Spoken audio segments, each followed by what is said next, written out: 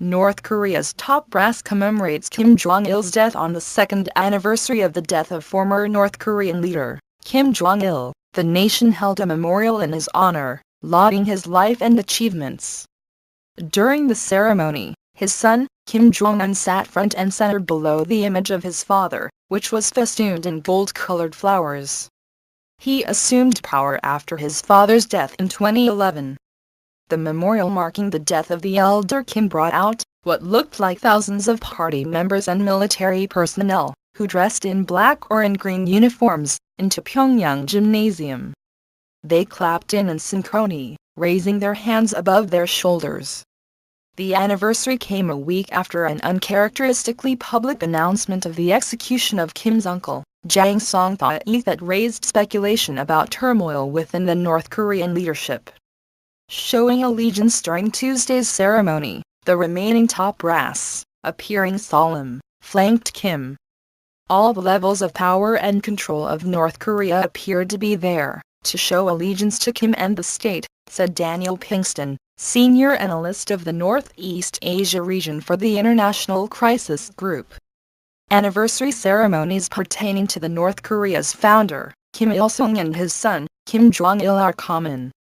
Kim Jong-un is using those dates for ceremonies as opportunities to have people in the leadership extend pledges of allegiance and loyalty to the regime, to the party and Kim Jong-un as a leader, said Pinkston. There was a lot more eyes on it because of the recent purging and execution of Jang Song-thaek. Human bullets and bombs. In a separate event on Monday, members of the North Korean military, the Korean People's Army, swore to uphold Kim as leader and to defend him unto death at a meeting at Kim Susan Palace, reported the North Korean state news agency, KCNA. The participants solemnly pledged to become human bullets and bombs and to know only Kim, according to KCNA. The execution of Jang last week came as a shock.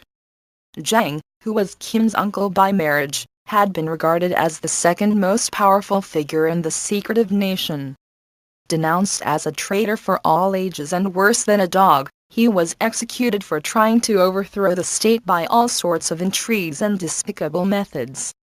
His crimes on KCNA included behaving arrogantly, unwilling to stand up from his seat, and half-heartedly clapping. His widow and the current North Korean leaders and Kim Kyung-hui did not appear to attend the Tuesday anniversary commemorating the death of her brother. However, she was mentioned in a KCNA report this weekend, suggesting she had survived her husband's purge. For the rest of the North Korean population, the situation may be tense. Sukil Park, director of research and strategy at Liberty in North Korea, an NGO, said he had heard from defectors secretly communicating with family members inside North Korea that there have been greater restrictions. This is common during anniversaries marking the Kims. I've heard of increased restrictions on movement and increased restriction on the market, Park said. The general atmosphere is one of lockdown. Combine that with the quite shocking news to North Korea that Jang Song-thaek was looking to overthrow the leadership. That's shocking in any society. That contributes to this tense atmosphere among North Korean people. Signs of instability? The execution of Jang has unsettled some North Korea observers as well as its neighbors, as they look for signs of instability in the government and possibility of provocation. The South Korean Defense Ministry said Jang's death could be a major turning point in North Korea, since the founding of its power 68 years ago, and there could be a provocation early next year. But the ministry's spokesman Kim Min-seok said that there is no imminent sign of North Korea carrying out nuclear and missile tests. Park Geun-hye, the South Korean president, said on Monday, before a meeting with diplomatic and security ministers, that she could not rule out reckless provocations from the North.